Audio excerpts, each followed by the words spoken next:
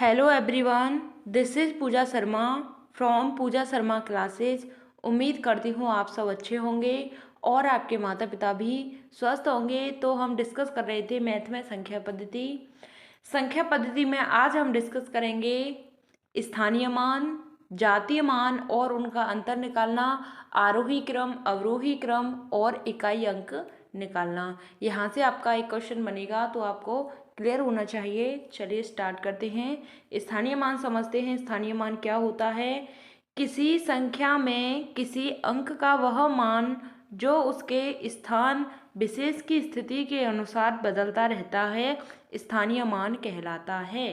यानी किसी संख्या में किसी अंक का वह मान जो उसके स्थान विशेष की स्थिति के अनुसार बदलता रहता है, वही क्या कहलाता है? स्थानीय मान कहलाता है। यहाँ तक बात क्लियर। स्थानीय मान क्या होता है कि किसी संख्या में किसी अंक का वह मान जो उसके स्थान विशेष के अनुसार बदलता रहता है, यानी कि स्थान के अनुसार बदलता रहता है, वही क्या होता है? स्थानीय मान होता है। जैसे बात करते हैं, 7 इसमें यह संख्या दे रखी है और इसमें 7 का स्थानीय मान पूछा है, तो आपको कैसे निकालना है? 7 यहाँ पे लिख देना है आपको और जितने अंक हैं उतनी पीछे आपको 0 लगा देनी है, वही आपका आंसर हो जाता है। वही आपका आंसर हो जाता है। दोबारा समझिए, जो अंक जिस अंक का आपको मान पूछा है वही लिखने के बाद जितने अंक लास्ट में बचते हैं उतनी ही 0 लगा देनी होती है, वही आपका स्थानीय मान होता है। यहाँ तक बात क्लियर। नेक्स्ट बात करते हैं। यह संख्या दे रखी है आपको और इसमें 6 का स्थानीय मान पूछा है, तो 6 यहाँ पर लिख देना है। 2 अंक पीछे हैं, 2 0 लगा देनी है। अगर आपसे इसी संख्या में पूछा जाए 8 का स्थानीय मान, तो आपको 8 लिख देना है और 8 के बाद कितने अंक हैं? 4 अंक हैं, तो 4 0 लिख देनी है।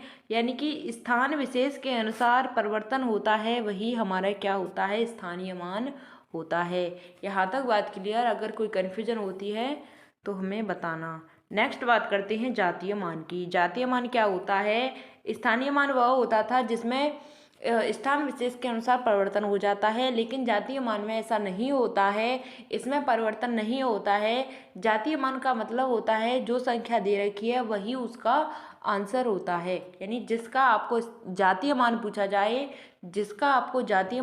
जाए, वही उसका आंसर होता है।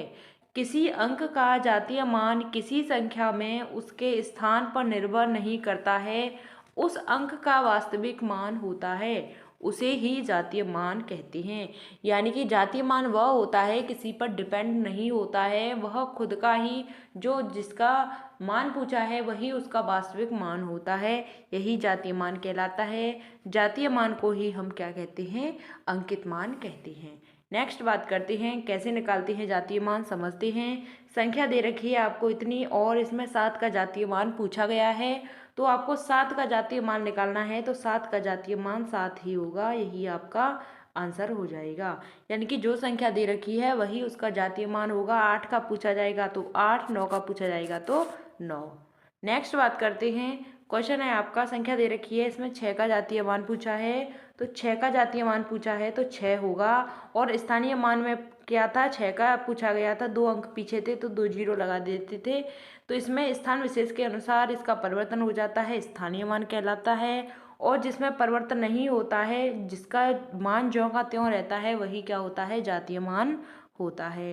नेक्स्ट बात करते हैं। इस क्वेश्चन में पूछा गया है कि स्थानीय मान तथा जातीय मान का अंतर बताओ। तो यह संख्या दे रखी है आपको, इसमें 6 का स्थानीय मान पूछा है और 4 का अंकित मान पूछा है। अंकित मान को ही हम जातीय मान कहते हैं। समझते हैं आपको कैसे करना है। स्थानीय मान निकालना है इस संख्या का, तो 6 यहाँ पर लिख लेना है, 3 अंक हैं, 3 0 लगा देनी है। उसके बाद क्या करना है आपको? इसमें पूछा है 4 का अंकित मान। 4 का अंकित मान क्या होता है? यानी कि जिस संख्या का जो मान होता है वही उसका क्या होता है? जातीय मान होता है। तो यहाँ पर आपको 4 लिख लेना है। और अंतर की बात करता है, यानी कि घटाने के बारे में बोल रहा है, तो आपको इसमें से घटा देना है। यहाँ से आपने हासिल लिया, यहाँ पर बन गए 10 और 10 में से 4 गए तो क्या बचा? 6 बचा। अब बात करते हैं, यहाँ पे बचे 9, क्योंकि यहाँ पे 10 थे तो यहाँ से ले लिया, तो 9 बचे, 9 यहाँ लिख लेते हैं, यहाँ पे भी 9 बचे। और यहाँ से यहाँ पर लिया गया था, तो यहाँ पे कितने बच गए? 5। यही इसका आंसर हो जाता है। दोबारा से समझिए, स्थानीय मान तथा जातीय मान में अंतर पूछा है, तो 6 लिख देना है आपको, 3 जीरो लगा देनी है, और 4 आपको इसमें से घटा देना है, तो अंकित मान निकल आएगा। यही आपका आंसर हो जाता है। नेक्स्ट बात करते हैं आरोही क्रम की। आरोही क्रम क्या होता है? बढ़ते हुए क्रम को आरोही क्रम कहते हैं। बढ़ते हुए क्रम को क्या कहते हैं? आरोही क्रम कहते हैं। यानी कि छोटे से बड़े की तरफ जाना, वही हमारा क्या कहलाता है? आरोही क्रम कहलाता है। जैसे बात करते हैं 4, 10, 24, 35, 45, 55, 58, 60, 65, 75, 90, 100, यही संख्या है। यह बढ़ते हुए क्रम में है, यानी कि गिनती के रूप में है। 1 से लेकर 100 तक, 100 से लेकर 1000 तक इस तरीके से दे रखी है, वही हमारी क्या होती है? आरोही क्रम होती है। यहाँ तक बात क्लियर? बढ़ता हुआ क्रम क्या कहलाता है? आरोही क्रम कहलाता है। बढ़ता हुआ क्रम क्या कहलाता है? आरोही क्रम कहलाता है। छोटे से बड़े की तरफ जाना आरोही क्रम कहलाता है। नेक्स्ट बात करते हैं अवरोही क्रम। अवरोही क्रम क्या होता है? घटता हुआ क्रम ही अवरोही क्रम कहलाता है।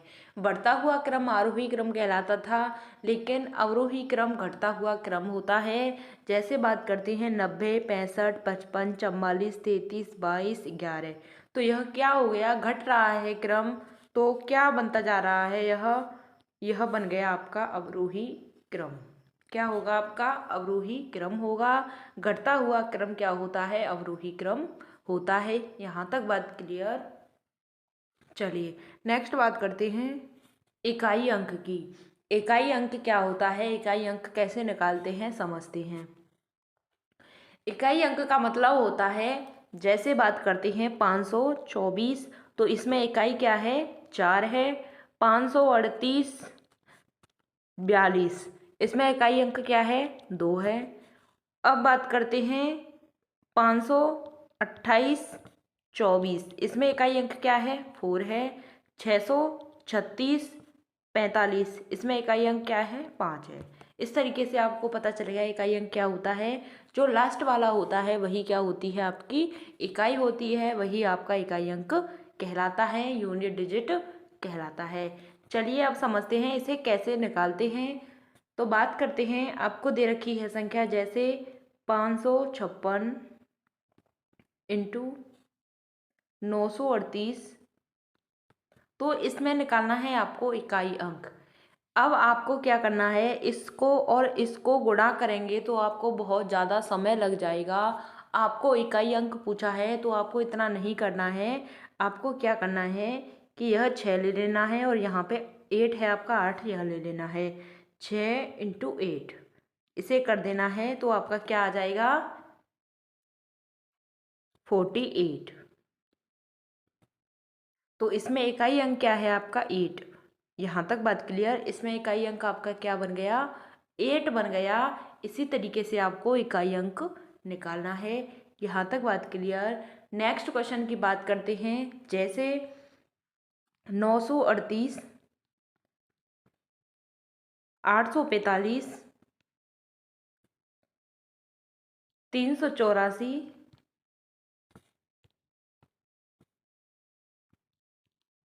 384 इंटू 212, 212,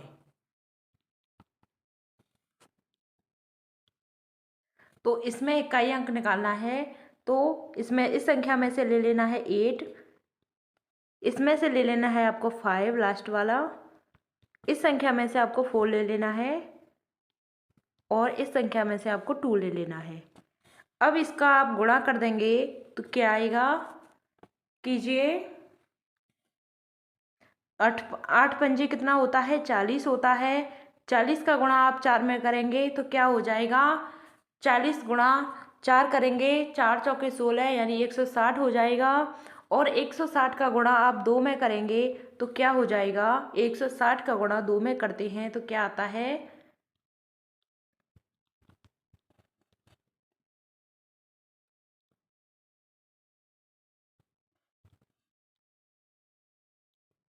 320, इसका इकाई अंक क्या आ जाएगा? शून्य।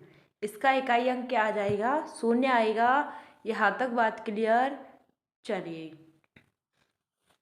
इसमें क्या करना था, क्या लास्ट वाला ले लेना है, 8 आ जाएगा, यहाँ पे 5 आ जाएगा और यहाँ पे 4, यहाँ 2, इन सभी का गुणा कर देंगे तो आपका क्या आ जाएगा? 320 आता है। 320 में इकाई अंक क्या है? शून्य है। यहाँ तक बात क्लियर? नेक्स्ट क्वेश्चन की बात करते हैं। इसी तरीके से आपको इकाई अंक निकालना है। अब बात करते हैं, जैसे कौन कौन से अंक होते हैं जिनमें इकाई अंक वही रहता है। अब बात करते हैं घातांकीय संख्याओं में इकाई अंक कैसे निकालते हैं। जो घातांक की संख्या दे रखी होती हैं उनमें इकाई अंक कैसे निकालते हैं समझते हैं। आपने सिंपल वाला इकाई अंक निकालना सीख लिया है। जैसे आपको एक संख्या और देती हूँ, जैसे 756 प्लस 535, तो इसमें इकाई अंक कैसे निकालना है। यहाँ पे प्लस दे रखा है तो आपको 6 को और 5 को जोड़ देना है, क्या आ जाएगा? 11। और इसमें इकाई अंक क्या हो जाता है? 1 हो जाता है, तो 1 इसका आंसर हो जाएगा। अगर माइनस की बात करता है तो माइनस कर देना है, प्लस की बात करता है तो प्लस कर देना है। इसी तरीके से आपको यह इकाई अंक निकालने हैं। अब बात करते हैं घातांक वाले की, कि घातांक जो इकाई अंक होता है उसे कैसे निकालते हैं। चलिए समझते हैं। घातांकीय संख्याओं में इकाई अंक कैसे निकालते हैं समझते हैं। नोट करके लिखना है आपको। कैसे करेंगे कि जो घातांक वाली इकाई अंक होते हैं उन्हें कैसे निकालते हैं। जैसे आपको 0, 1, 5 और 6 इकाई अंक दिख जाए, इनकी कितनी भी घातांक दे रखी हों, हमेशा यही इकाई अंक आएगा। जैसे बात करते हैं आपको संख्या दे रखी है 536, तो इसमें इकाई अंक 6 है और घात इसकी दे रखी है 525। इसकी घात दे रखी है 525, तो इसमें इकाई अंक कौन सा होगा? आपको कुछ नहीं करना है, यहाँ पर 6 देख लेना है तो इसका इकाई अंक 6 ही होगा। आपको इसमें ज़्यादा कुछ नहीं करना है। 0, 1, 5, 6 यह संख्याएं यहाँ पर दिख जाएं, यानी कि इनकी कितनी भी घात हो, चाहे अनलिमिटेड हो, अनंत तक हो, तो आपको यह सभी संख्याएं देखनी है 1 से लेकर 6 तक। वही आपका क्या होगा? इकाई अंक होगा। जैसे आपको संख्याएं दे दी जाए, आपको संख्या दे दी जाए जैसे 781 की घात 80, इसका जो इकाई अंक क्या है? 1 ही होगा। नेक्स्ट क्वेश्चन की बात करते हैं। जैसे आपको दे दिया जाए 2925 की घात 65, तो 5 है, इकाई अंक हमेशा क्या आएगा? 5 आएगा। जैसे आपको दे दिया जाए 1570, घात दे दी जाए आपको 67, तो इसका इकाई अंक 0 ही होगा। और आपको 1246 संख्या दे दी जाए और यहाँ पे आपको 95 दे दिया जाए, तो यहाँ पे आपका जो आंसर होगा 6 ही होगा, क्योंकि इनमें कोई परिवर्तन नहीं होता है। वही इकाई अंक होता है जो यहाँ पे दे रखा होता है। 0, 1, 5 और 6 इनका आपको नोट करके लिख लेना है। 0, 1, 5, 6 इनका इकाई अंक हमेशा यही आएगा। यहाँ तक बात क्लियर? चलिए अब नेक्स्ट बात कर लेते हैं। जैसे आपको वहाँ पर हमने बताया आपको 0, 1, 5, 6 दिख जाए आपको, तो क्या करना है? वही इसकी घात चाहे कितनी भी दे रखी हो, वही इसकी इकाई अंक होती है। जैसे बात करते हैं, नोट करके लिख लेना। 2, 3, 4, 7, 8 और 9 यह अंक आपको दिख जाएं, तो आपको क्या करना है? हमेशा जो घात दे रखी है, घात में से 1 कम कर देना है और 4 से भाग दे देना है, यानी घात वाली नहीं, नीचे वाली संख्या। जैसे बात करते हैं एग्जाम्पल की, जैसे 952 की घात 67, तो इसमें आपको यहाँ पे 2 दिख रहा है। इस तरीके से यहाँ पे दे रखी हो 2, 3, 4, 8 या 9 यह दे रखे हों, यहाँ पे दिख जाए आपको, तो आपको किस तरीके से करना है कि यह वाली जो घात दे रखी है यहाँ पे, इसमें से -1 कर देना है। क्या कर देना है, -1 कर देना है, यानी कि 1 कम कर देना है। और इसी संख्या में जो कम करने के बाद आई है उसमें 67 आती है, उसमें क्या करना है, 4 से भाग दे देना है। 4 से भाग देने के बाद जो शेष बचता है, उसमें 1 जोड़ देना है। क्या कर देना है, शेष बचता है उसमें 1 जोड़ देना है, वही आपका आंसर निकल के आ जाएगा।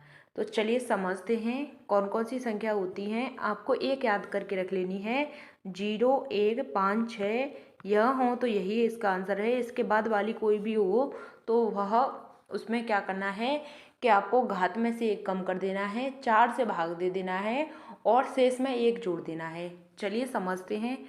ऐसे समझ में नहीं आ पाएगा, एग्जाम्पल से समझते हैं। जैसे मैंने आपको क्वेश्चन दिया था 952 की घात 67, 952 की घात 67, तो इसे हम कैसे करेंगे। तो 67 में से 1 कम किया है हमने, तो क्या आ जाएगा आपका 66, क्या आ जाएगा 66 आ जाएगा। इसमें 4 से भाग दे देते हैं, तो 4 से भाग देने के बाद क्या शेषफल आता है, 4 एकम 4 और यहाँ पे 2 बचा, 4 छक्के 24, 4 छक्के 24, 25, 26 2 बचते हैं, यानी कि यहाँ पे 2 शेष बचते हैं।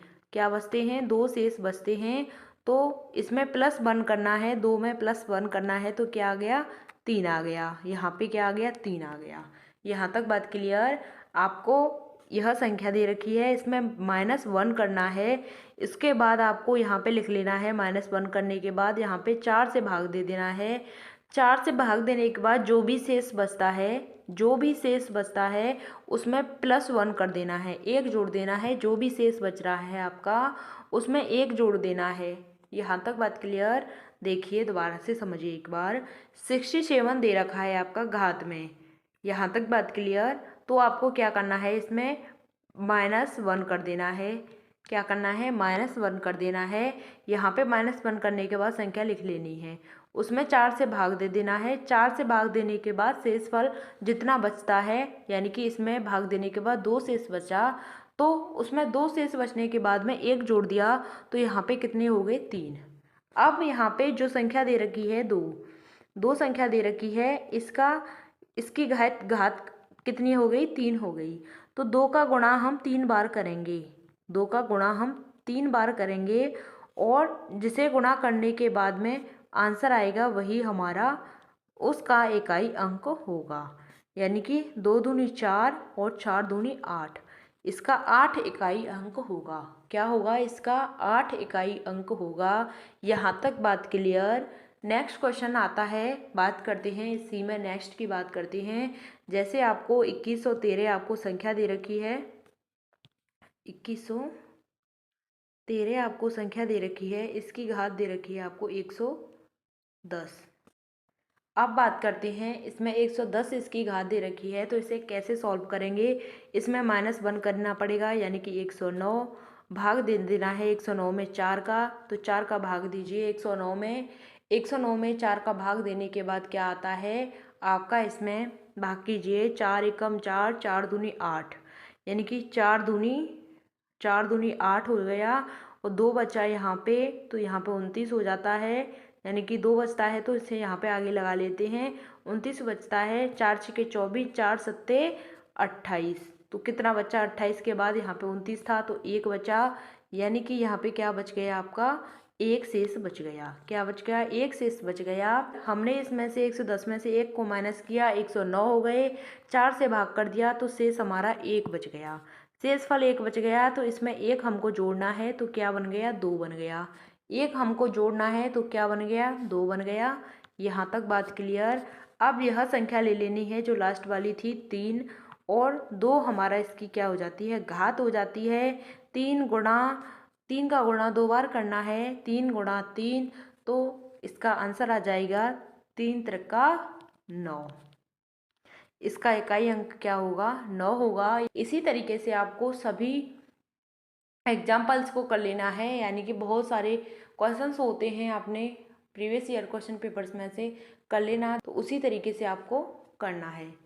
चलिए मिलते हैं आपको आगे की नेक्स्ट वीडियो में। अगर वीडियो पसंद आती है तो वीडियो को लाइक कर देना, चैनल को सब्सक्राइब नहीं किया है तो चैनल को सब्सक्राइब कर लेना। नेक्स्ट वीडियो में हम पढ़ेंगे भाज्यता के नियम। भाज्यता के नियम से एक क्वेश्चन बनता है तो पूछा जाता है भाज्यता का नियम, और शेषफल वाले क्वेश्चंस बनते हैं। पिछली बार भी शेषफल वाले क्वेश्चन बने थे तो आपको पता होना चाहिए, शेषफल वाले क्वेश्चंस भी आते हैं। चलिए मिलते हैं आपको नेक्स्ट वीडियो में। Thanks for watching. जय हिंद, वंदे मातरम। अगर वीडियो पसंद आती है तो वीडियो को लाइक कर देना। चैनल को सब्सक्राइब नहीं किया है तो चैनल को सब्सक्राइब कर लेना।